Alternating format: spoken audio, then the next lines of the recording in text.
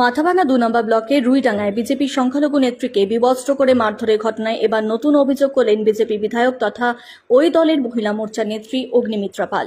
তার অভিযোগ, মহিলা কর্মীকে মারধর এবং হেনস্থায় শুধু মহিলারাই নয়, জড়িত ছিলেন পুরুষেরাও।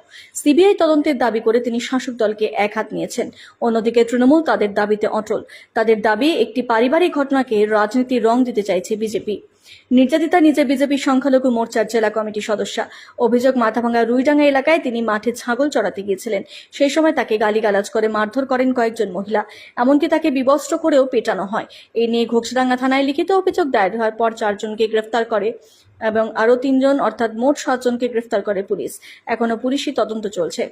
ওই ঘটনার পর শনিবার ওই নির্যাতিতা মহিলার সঙ্গে দেখা করতে কোচবিহারে আসেন বিজেপির বিশেষ প্রতিনিধি দল। অগ্নিমিত্রার নেতৃত্বে তারা কোচবিহার পুলিশ লাইন চৌপতিতে গিয়ে পথ অবরোধ করে। বেশ কিছুক্ষণ পর অতিরিক্ত পুলিশ সুপারের সঙ্গে ওই প্রতিনিধি দল দেখা করে।